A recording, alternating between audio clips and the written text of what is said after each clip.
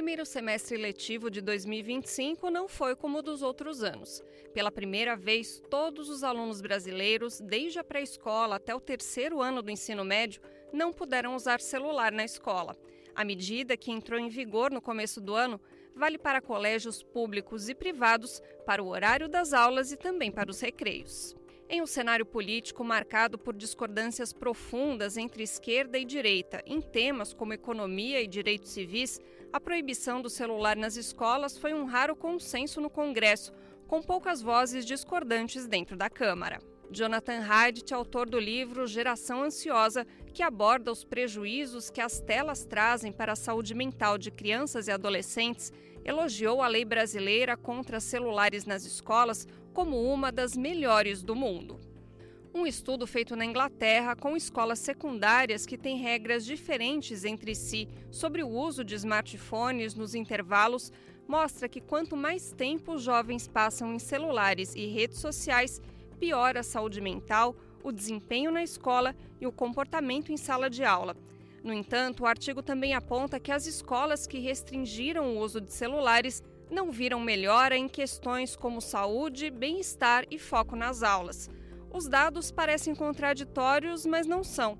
É porque mesmo com a proibição nas escolas, muitos jovens passam grande parte do tempo livre no celular. E aqui no Brasil, qual o resultado após 6 meses sem celular nas escolas? Olá, eu sou Raquel Setz, esse é o BDF Entrevista, para falar aí sobre esses 6 meses de proibição do celular nas escolas e também sobre outros temas ligados à educação no Brasil. Eu recebo o Fernando Cássio, que é professor da Faculdade de Educação da Universidade de São Paulo, a USP. Obrigada, Fernando, pela sua participação aqui no BDF Entrevista. Eu que agradeço.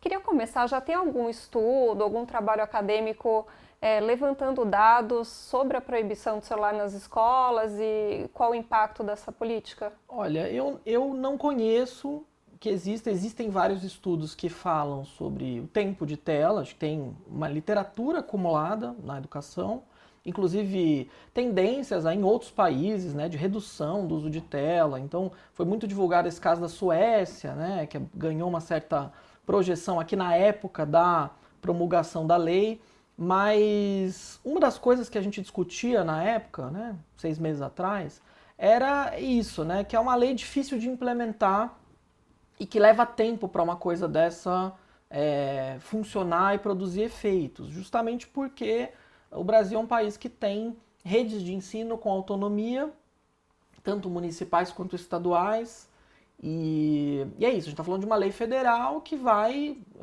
gerar uma série de demandas aí para que cada rede de ensino estabeleça seus protocolos, as suas formas de fazer. Mas o fato é que é visível e a gente tem aí notícias e circulou bastante, tem uma grande repercussão, que as redes de ensino aderiram, né, de maneira bastante expressiva, massiva a isso, e reduziram o uso das telas, dos celulares, sobretudo nas escolas. Então, a gente, acho que assim, qualquer educador é capaz de perceber esse efeito, né, de você ter uma criança que está menos exposta à tela, a vídeo, ao celular, e isso gera várias coisas, né, assim, diminuição da irritação, da ansiedade. Então, isso está na literatura, mas isso é muito perceptível por quem está na prática docente dentro da sala de aula, né? Isso que eu ia te perguntar, assim, em conversas com professores, tal, qual que é a visão que eles estão tendo sobre essa mudança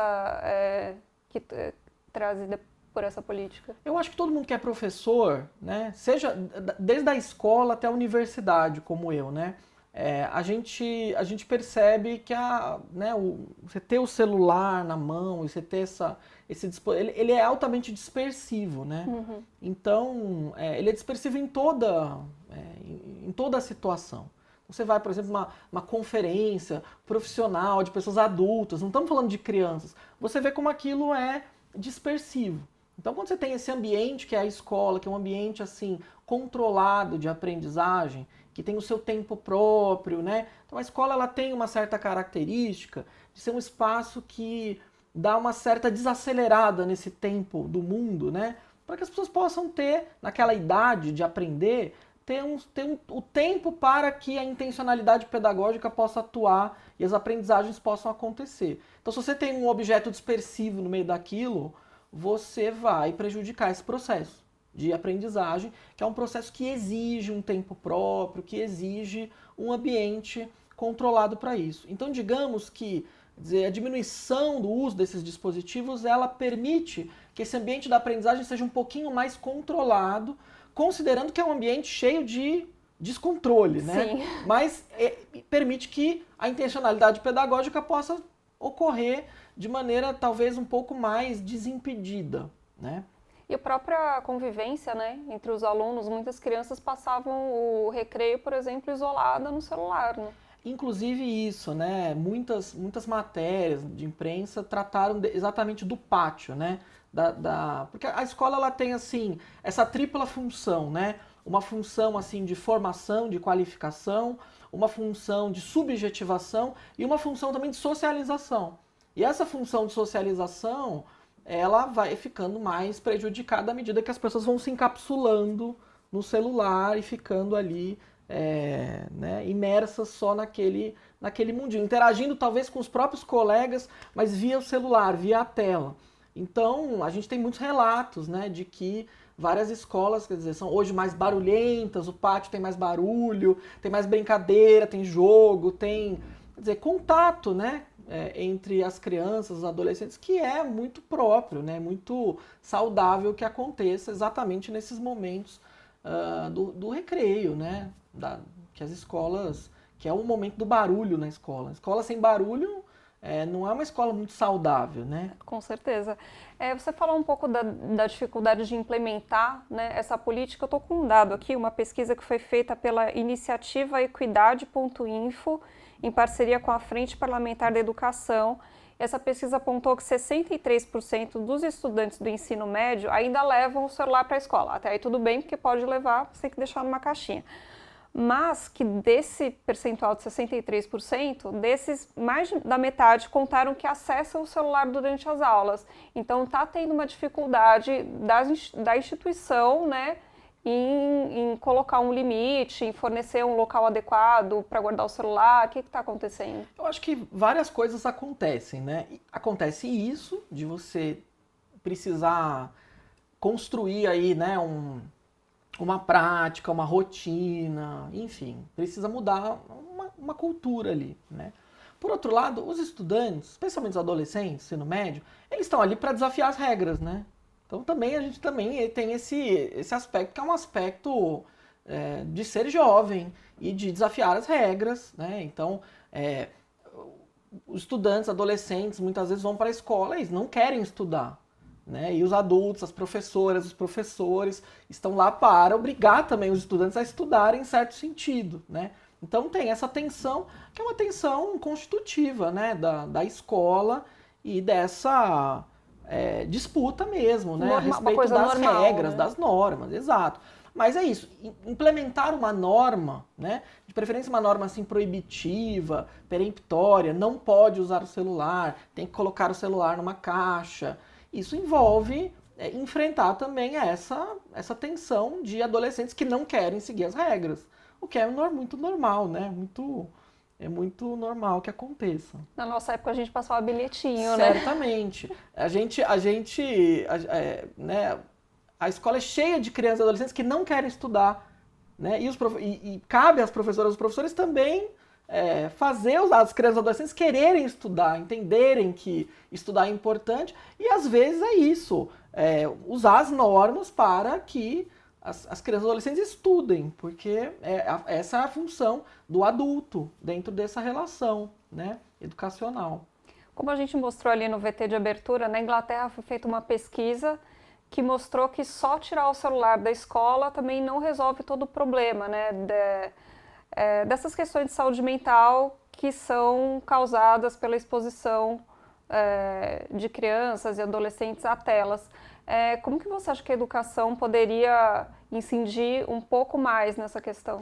Aí eu acho que nós temos uma questão mais relevante, né? Porque, veja bem, sim, né, o banimento do celular na escola, ele tem uma função que é diminuir o uso da tela. Por outro lado, você tem dentro hoje da educação uma série de fenômenos, entre eles, né, a disseminação das tecnologias digitais na educação, o uso de plataformas educacionais, né, que a gente chama de plataformização do ensino. Tudo isso, por outro lado, aumenta o tempo de tela, de uso de tela na escola. Através, talvez não do celular, mas do notebook, do tablet, igual esse que você tem na mão. Ou seja, nós também estamos falando de uso de tela, né? Então nós estamos falando, em tese, de um uso de tela talvez um pouco mais localizado em ferramentas educacionais. Mas nós ainda estamos falando de tempo excessivo de exposição a telas. Então a gente tem dois fenômenos. Um fenômeno que tenta frear o uso da tela, banindo o celular, e um outro que tenta ampliar o uso da tela, ou que tem como efeito colateral a ampliação do uso da tela, argumentando que nós precisamos ampliar o uso de tecnologias digitais na educação. Bom, é impossível frear o uso de tecnologias digitais na vida. Né? Então nós estamos aqui num estúdio fazendo uma conversa, tem um celular sobre a mesa, tem um tablet aqui, tem um outro celular aqui, tem quem está nos gravando tem seus celulares. Isso faz parte daquilo que hoje facilita a nossa vida e garante que a gente possa se comunicar mais facilmente, que você possa acessar um dado aí de realidade para trazer para a nossa conversa aqui. Ok. Mas o que vem acontecendo, e aí eu gostaria de citar o exemplo da rede estadual de São Paulo, que é a maior rede de ensino do país, é uma coisa que vai exatamente na contramão do esforço da redução do uso de tela. Então nós estamos hoje na rede estadual de ensino do estado de São Paulo, um programa de plataformização do ensino que é radical e que inclusive utiliza o tempo de uso das plataformas, o tempo que o estudante, o professor, o diretor permanece logado na plataforma para construir indicadores para avaliar as escolas. E inclusive para tomar a decisão de cessar o cargo deste diretor, se ele for designado, ou de remover esse diretor da sua escola. Então veja, e por que isso acontece? Acontece porque existe uma crença, que é uma crença fundada em senso comum, né?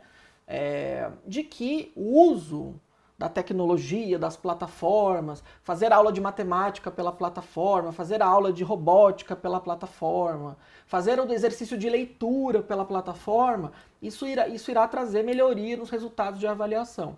Então, no caso do Estado de São Paulo, o Estado de São Paulo já afastou mais de uma centena de diretores de escola desde 2024 por causa de uso de plataforma combinado com resultados educacionais. Isso é muito relevante. Então, a Rede Escola Pública e Universidade, a REPU, e o Grupo Escola Pública e Democracia, GEPUD, lançaram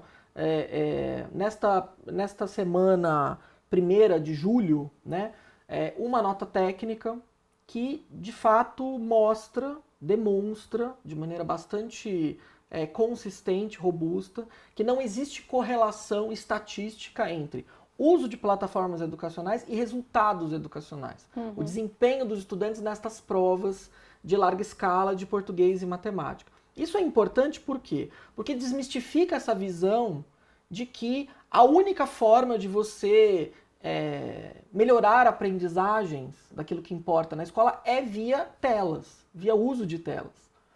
Porque esse é um tipo de discurso que tem uma certa aceitação na sociedade, porque a gente se encanta com as tecnologias, porque a gente acha incríveis os aplicativos e as coisas que eles podem trazer para a gente.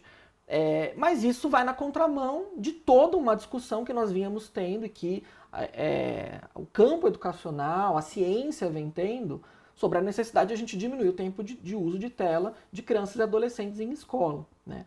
E a coisa é tão grave, né, na rede estadual de São Paulo, que é o seguinte, que os estudantes, para você ter uma ideia, o nível de pressão é tão elevado, né, para o cumprimento de metas de plataformas, de número de tarefas preenchidas por semana, que existem já aplicativos para celular que preenche automaticamente as tarefas das plataformas. Um desses aplicativos ganha esse nome sugestivo de Doritos, né?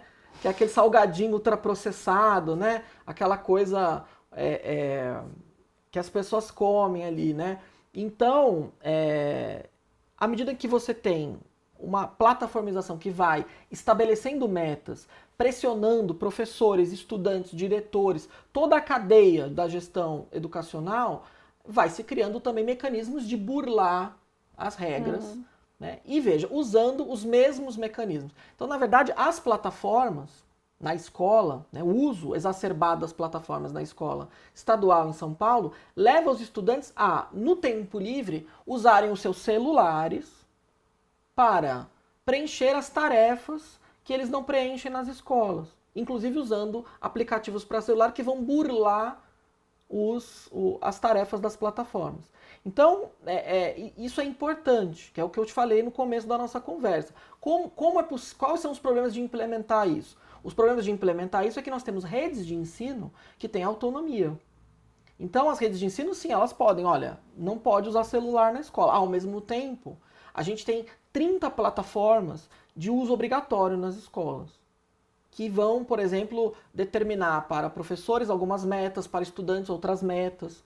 E os estudantes têm que preencher essas tarefas, fazer redação na plataforma, ler textos nas plataformas, tudo nas plataformas. É uma burocratização do ensino também, né? É uma hiperburocratização do ensino. A gente está é um nível de burocratização em que a tecnologia, ela transforma a coisa num esquema de vigilância e de controle exacerbado do trabalho. Então as situações em relação às plataformas são tão absurdas. Eu vou te dar 2 exemplos que eu acho que são muito duros assim de ouvir, né? Então um desses exemplos, quem me contou isso foi uma professora de Embu das Artes, numa escola, né? Então ela disse, olha, eu tenho um estudante aqui na escola que é um leitor proficiente, é um rapaz que usa a biblioteca da escola, que gosta de livros, né? E está perdendo o gosto pela leitura porque está sendo obrigado a ler pela plataforma. Então o que a plataforma faz? Ele tem que ler no tablet, rolar a tela, só que ele não pode rolar essa tela rápido demais e nem devagar demais. Porque se ele rola rápido demais, o sistema tem um mecanismo para identificar estudantes que estão rolando a tela rápido demais, simplesmente para concluir a tarefa. E quem rola devagar demais não está lendo direito. Então ele, que é um leitor que lê rápido, porque lê muito, não pode rolar a tela rápido demais. E a cada 10 páginas lidas, aparecem na tela 2 ou 3 perguntas de verificação da leitura. Perguntas que o estudante considera ridículas, né? Que são perguntas básicas, assim, e que atrapalham a leitura de alguém que gosta de ler. Então esse estudante está perdendo gosto pela leitura, perdendo gosto pela literatura, porque está sendo obrigado a usar a plataforma em vez de usar o livro de papel.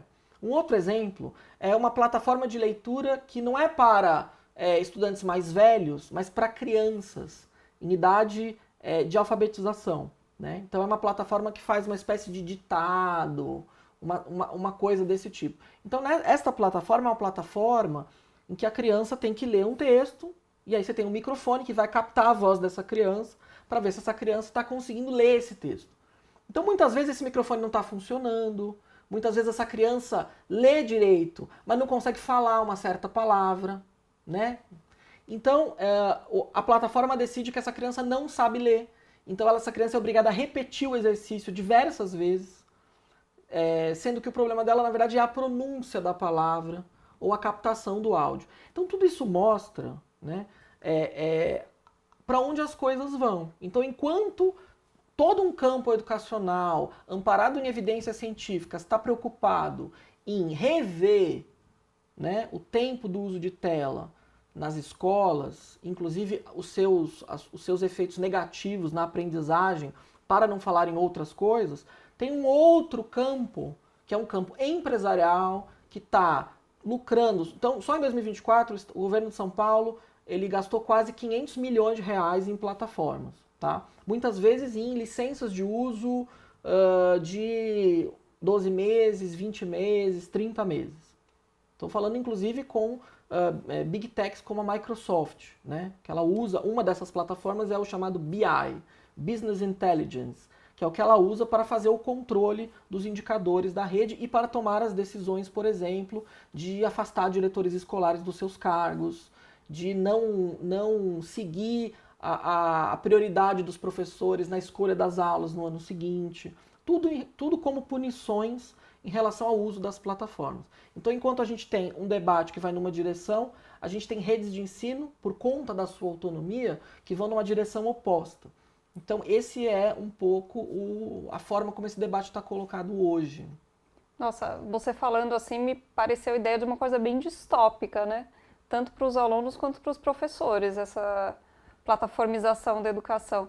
Mas agora eu queria mudar um pouquinho de assunto, falar de uma outra aposta do governo federal, que é o programa Pé de Meia, que a gente tem esse problema, que é muito grave, né, de evasão escolar no ensino médio. Aí foi criado aquele novo ensino médio que tinha como pretexto, né, a evasão escolar. Agora o programa Pé de Meia, ele já está há 1 ano e meio, né, ele começou no início de 2024. Eu estava procurando alguns dados sobre esse programa e o censo escolar que traria esses dados está atrasado, né? Então, o que eu achei foi que houve um aumento de 1,5% em 2020 e em 2024 teve um aumento de 1,5% de alunos se matriculando no ensino médio, mas a gente não tem ainda os dados de quantos alunos estão concluindo o ensino médio para ver se realmente, né, essa questão da evasão escolar está sendo resolvida, né? Você, dentro da academia, já tem algum dado, alguma pesquisa sobre esse programa? Olha, nós estamos fazendo algumas pesquisas relacionadas, talvez não especificamente ao Pé de Meia, mas a políticas como ele, né? Uhum. Então, o Pé de Meia, ele não é uma política, embora ele seja muitas vezes veiculado, né, como uma política de transferência de renda e comparado ao Bolsa Família e tal, essa comparação é uma comparação imprópria, né? O Pé de Meia não é uma política de transferência de renda, né? Ele é uma política de incentivo financeiro individual. Então é importante a gente dizer isso, porque é claro que na prática nós estamos falando de transferência de uma soma de dinheiro para os estudantes, mas essa soma é muito pequena, né? Quando a gente compara com os valores de uma política como o Pé de Meia, como uma política como o Bolsa Família, que faz diferença na vida de uma família. Então o Pé de Meia é isso, é uma política que dá um incentivo, uma espécie de um prêmio em dinheiro.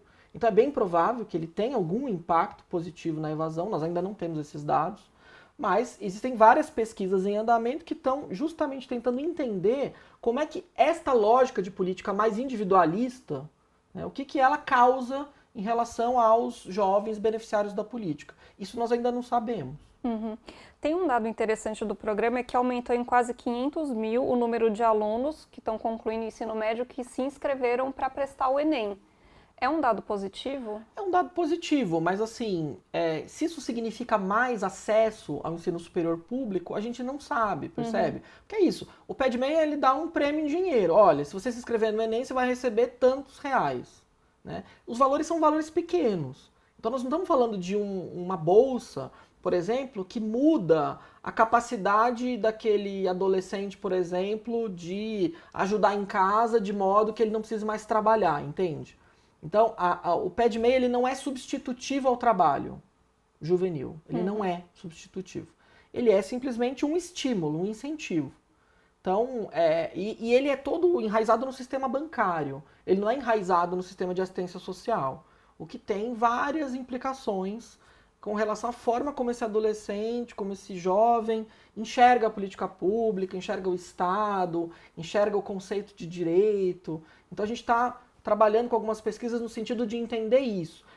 A diferença de forma como esse jovem se vê como cidadão e sujeito de direitos numa política como esta, né? Que é muito diferente de uma política como Bolsa Família. Então, evidentemente que se você oferece um valor para uma pessoa fazer alguma coisa, isso é um tipo de política que está baseada na economia comportamental. Aquela pessoa vai exibir aquele comportamento desejado por essa política. Agora, veja, ter mais pessoas no Enem implica ter uma concorrência maior, enfim. O que é que a gente está fazendo do outro lado no sentido de ampliar as vagas, de ampliar o acesso, de garantir a qualidade, as condições da permanência nesse ensino superior. Então são estas coisas que a gente também precisa avaliar, né? Porque se a gente não está garantindo que esse estudante possa acessar um sistema público do ensino superior, basicamente é isso. Você está ampliando as oportunidades para que esse estudante vá acessar o ensino superior privado via subsídios federais, via ProUni, via FIES, que não é o ideal, né? O ideal seria a gente ampliar o sistema público para que, quer dizer, esse novo influxo de pessoas prestando o Enem pudesse ampliar o acesso, né, ao ensino superior, de preferência estatal. Daqui a pouquinho a gente vai falar um pouco mais sobre o ensino superior, mas eu queria trazer mais um ponto aqui do debate sobre o ensino médio, que eu lembro uma vez que você veio aqui ao Brasil de Fato, ter uma conversa com os jornalistas na redação, acho que o tema principal na época era a questão do novo ensino médio, se revoga, não revoga, mas aí você falou uma coisa muito interessante, que o Brasil já tem um modelo de ensino médio que funciona, que é o dos institutos federais, só que ele é um modelo mais caro. Você vê uma vontade política, uma abertura para realmente expandir esse modelo, fazer que ele seja mais acessível para toda a população? Não, certamente não vejo. E eu acho que o pé de meia está na mesma categoria, né? Porque é isso. O pé de meia não é uma política de permanência estudantil, né? Por quê? Uma política de permanência estudantil custaria mais dinheiro.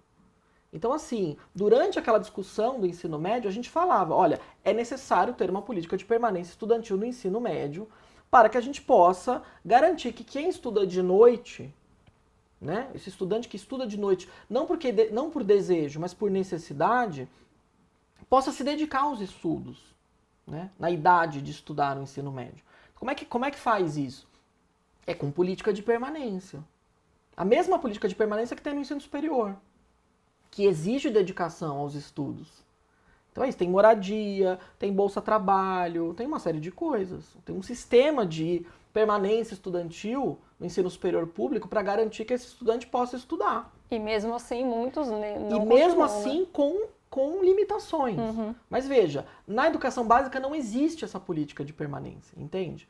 Então, assim, existem algumas opções políticas do governo Lula, né? Algumas opções políticas que são opções políticas digamos assim, fazer políticas que façam o máximo possível de barulho, né, e tenham impacto, e que você possa propagandear, né, e o pé de meia permite fazer tudo isso, mas ao mesmo tempo gastando menos, porque a gente tem uma constrição fiscal, né, então o velho problema da austeridade fiscal e de abraçar a agenda da austeridade econômica, que este governo abraça, né, tá muito, né, um afã assim abraçado nela, essa agenda ela vai constringir a capacidade desse governo de fazer política pública. E assim, duas áreas, né, em que existe custo, existe vinculação constitucional, são educação e saúde. Então a educação é uma dessas áreas mais prejudicadas. Então não tem como fazer uma política de permanência, uma política mais robusta para o ensino médio, fazer políticas nos municípios, por exemplo, para desmilitarizar a escola, fazer uma série né, revogar o decreto do Bolsonaro não é suficiente. Hoje o Brasil está militarizando escolas a rodo, nos municípios, nos estados. Né? Inclusive agora, por causa das eleições, isso né, tem uma curva ascendente de militarização. Então, assim, se o Ministério da Educação tem uma capacidade reduzida de fazer política, por causa de falta de dinheiro, enfim, a consequência disso vão ser essas políticas pontuais. O próprio pé de meia, ele não é financiado, ou pelo menos não era financiado, com recursos do orçamento. Ah, sim, inclusive está tendo toda uma polêmica. A extrema-direita foi ao TCU, denunciou o governo justamente por causa do uso, né, desse bypass, né, de fazer isso via extra-orçamentário, tanto que isso foi incluído no orçamento agora. Né? E veja, foi incluído no orçamento a que custo? Dessa última reforma que teve, mudando a definição de manutenção e desenvolvimento do ensino, que é aquela rubrica de custos e de investimentos em educação. Então, o pé de meia agora é considerado gasto em educação, sendo que não é gasto em educação. Bom, então agora a gente vai falar um pouquinho mais sobre ensino superior, porque em maio o governo federal lançou uma nova política para a educação à distância. Vamos saber melhor no VT. Única alternativa para que estudantes pudessem ter aula durante a pandemia de Covid-19, a educação à distância é uma tendência consolidada no ensino superior. Os dados mais recentes são do Censo do Ensino Superior de 2023, que foram divulgados em outubro do ano passado. O levantamento mostra que dos 9.900.000 brasileiros matriculados no ensino superior, 4.900.000 estavam na modalidade à distância e pouco mais de 5 milhões no modelo presencial. Em 10 anos, o número de cursos à distância cresceu 700%. Este avanço acendeu o sinal de alerta no Ministério da Educação, que desde o início do governo Lula III vem criando regras para garantir a qualidade destes cursos. Em maio deste ano, foi lançada a nova política de educação à distância. Ela determina que os cursos de medicina, direito, enfermagem, odontologia e psicologia devem ser ofertados só no formato presencial. O ensino à distância também é vetado para outros cursos da área de saúde e para licenciaturas. Nestes casos, os cursos podem ser presenciais ou semipresenciais. Logo após o lançamento da nova política, o ministro da Educação, Camilo Santana, foi à Câmara dos Deputados prestar esclarecimentos.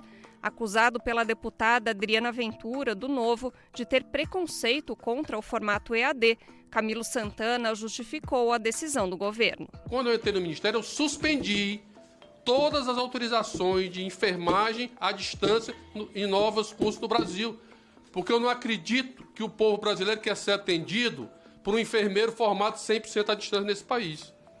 Eu não acredito nisso. Então, o que nós estamos colocando é regras claras para garantir a qualidade. Nós estamos protegendo a população. Garantindo que os polos, deputada, não sejam um polo de fachada, não. Tem infraestrutura concreta lá, com laboratório, com professor, com pessoas para garantir o acompanhamento. É isso que nós estamos querendo. Porque essa autonomia que a senhora está dizendo é que se criava os cursos ou os polos sem ter autorização do Ministério. Esse era o problema. Realmente, curso de medicina à distância é um pouco assustador. Fernando, sendo bem direta, tem muito curso superior EAD sem qualidade? Há muito, né? Eu diria que a maioria, né? É isso, assim, uma das justificativas, né, e um dos argumentos que eu acho que é um argumento válido e relevante, né, para a gente defender a educação à distância, é o acesso. Uhum. Quer dizer, então isso é uma coisa bastante real, né? O próprio governo Lula, né, não esse, mas os governos Lula anteriores, né, então assim, o desenvolvimento da Universidade Aberta do Brasil, o desenvolvimento de programas como Parfor, para formar professores em polos, né, onde as universidades federais não chegam. Então a gente tem várias experiências que são experiências enraizadas no ensino superior público, né, experiências de educação à distância. Então não quer dizer que não exista, existe, e a gente tem várias experiências de ampliação de acesso usando as tecnologias, né, usando as ferramentas para EAD. Agora, aquilo a que o ministro se refere é essa proliferação de cursos, essa multiplicação de cursos de fachada, inclusive de universidades que vão aí criando polos. Então, né, é muito comum a gente encontrar nas grandes cidades ou nas cidades não tão grandes, aí uma casinha, né? Uhum. Parece um comérciozinho, uma padaria, uma farmácia que tá lá, né? Universidade X, polo, não sei o quê. E você vai ali e não tem nada. Então você tem essa proliferação destas coisas. Que aí o lucro é absurdo, né? Você não investe nada em estrutura. Não, e o lucro é absurdo em vários sentidos, né? Inclusive no sentido de contratar pessoas para produzir conteúdos, depois demitir essas pessoas e continuar utilizando esses conteúdos indefinidamente.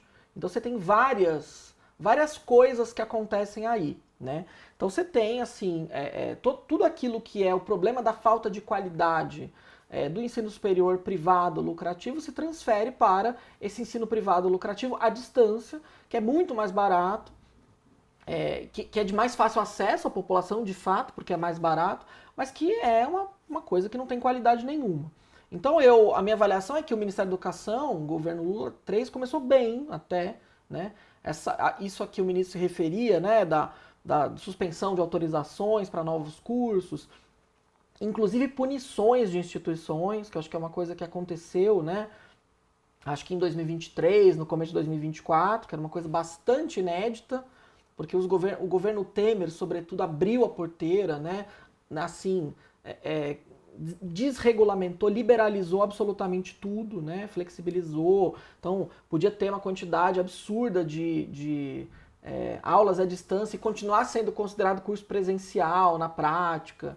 Então, tem uma série de coisas que foram feitas ali e que agora, em maio, o governo tentou, digamos, fechar um pouco a porteira. Mas veja, é o que eu disse, começou bem, mas o lugar onde chegamos ainda está muito longe de ser o ideal, né? Porque veja, se a gente olha, né, a nova regulamentação que foi feita, sim, ela diminuiu um pouquinho a janela, né? Então tinha uma porta escancarada, agora tem assim uma porta entreaberta, né? Então ela foi bastante insuficiente e decepcionante o resultado. Então o governo, por exemplo, anunciou à época um evento público de divulgação da nova regra e tal, né? Esse evento público não aconteceu, né? E não aconteceu, mas no evento que foi feito, ali a portas fechadas no Palácio do Planalto, estavam os dirigentes, os lobistas do ensino superior privado lucrativo. Então houve uma blitzkrieg ali dos lobistas do ensino privado lucrativo no Ministério da Educação para impedir que o Ministério e o governo fechasse aquela porta escancarada que Michel Temer e Bolsonaro deixaram abertas. Então, o que saiu na regulamentação não é uma coisa muito, muito boa, né? Então, o que a regulamentação fez é criar ali uma terceira categoria, né? Que é o semipresencial. Que é o chamado semipresencial. Então, assim, se a gente olha as 3 categorias que existem ali, né? Então, a gente vai ver o seguinte, que tem o presencial, mas o presencial em si já admite uma porcentagem de carga à distância, né? Você tem o semipresencial, que admite mais ainda, né? E o totalmente à distância. Então, no fim das contas, não existe mais alguma coisa que seja 100% presencial. Quem vai decidir se um curso é 100% presencial são as instituições. Porque, no fim das contas, todas as modalidades, presencial, semipresencial ou à distância, admitem aulas à distância. Então isso já é um despropósito, porque não existe uma modalidade de ensino presencial da forma como está regulamentado. Ou seja, alguém acredita que vai ter alguma instituição privada destas lucrativas que vai oferecer um curso 100% presencial? Não vai existir, né? Ainda que você estabeleça ali amarras, né? Então, cursos da área da saúde, licenciaturas. Então, todos os cursos da área da saúde têm que ser presenciais, mas presenciais no modelo que está regulamentado ali, que admite também uma porcentagem de aulas à distância. Então, não existe 100% presencial. Existem nas universidades federais, nas universidades estaduais, porque essas vão continuar ofertando seus cursos 100% presenciais.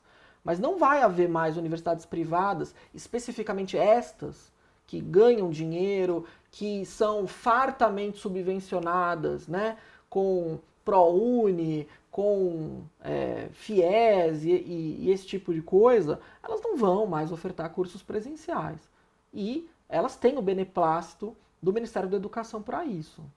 Você falou do lobby, né, das faculdades particulares. Qual que é o tamanho desse lobby, a força e o poder de pressão desse lobby no Ministério da Educação? Olha, a gente tem muitas pesquisas na área de educação, né, de políticas educacionais, e que estão acompanhando a evolução e o tamanho do capital desses atores, né, o tamanho das posições desses atores dentro desses mercados de ativos relacionados a grupos educacionais.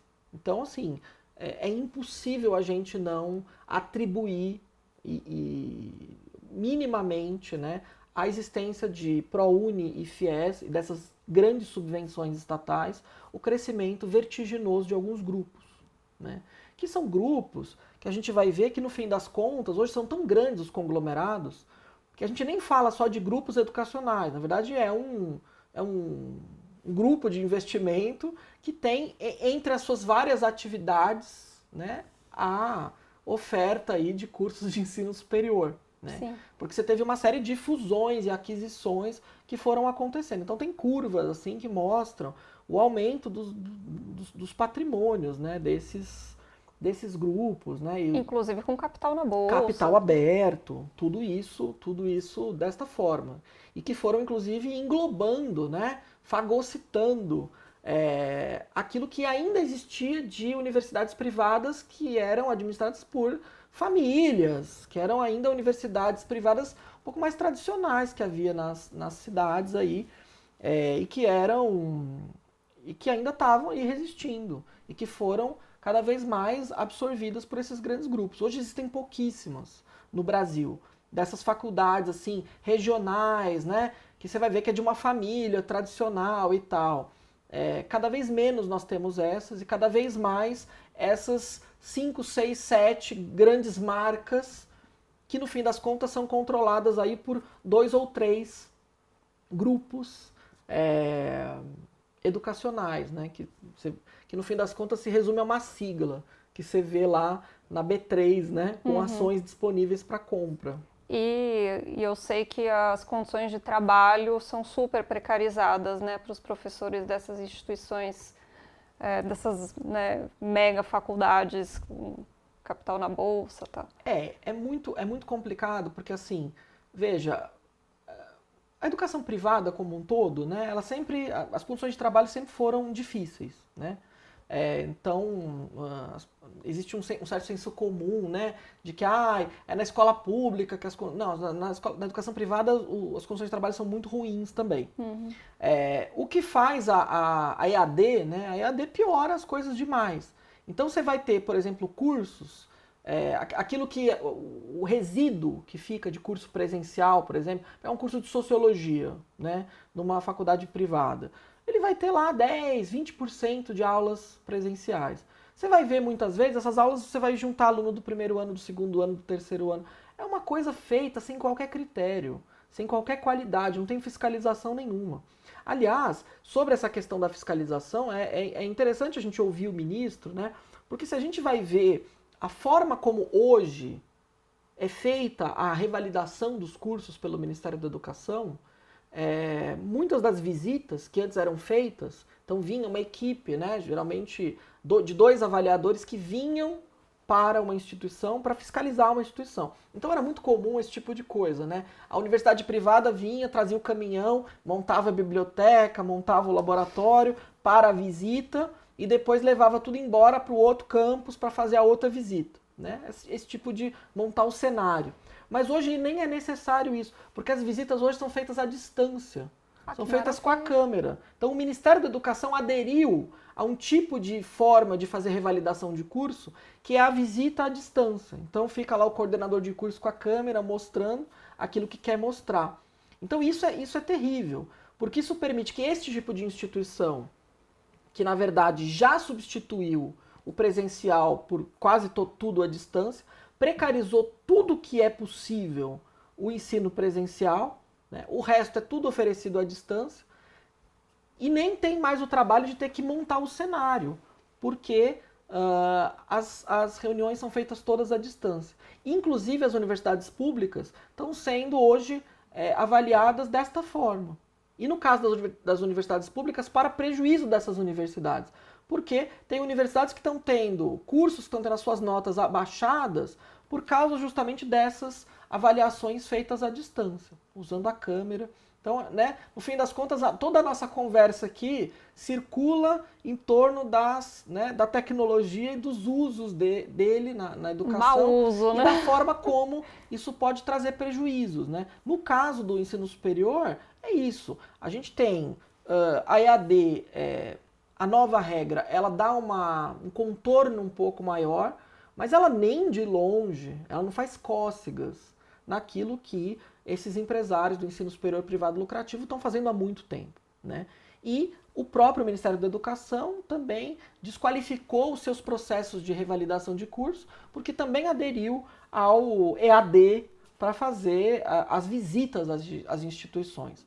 Então, assim, como eu disse, o governo começou bem, mas foi cedendo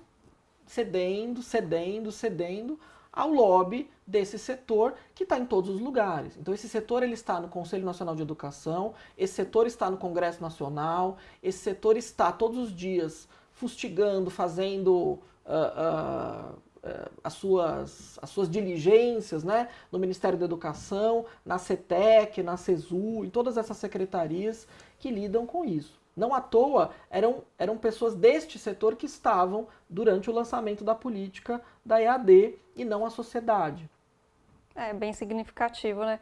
Fernando, muito obrigada pela sua participação aqui no BDF Entrevista, sempre trazendo muita informação aí pra gente sobre os bastidores da educação no Brasil. Obrigada, viu? Eu que agradeço. E esse foi o BDF Entrevista. De segunda a sexta tem sempre um programa novo às 19h no canal do YouTube do Brasil de Fato e também na TVT. Então não perca, até a próxima. Tchau!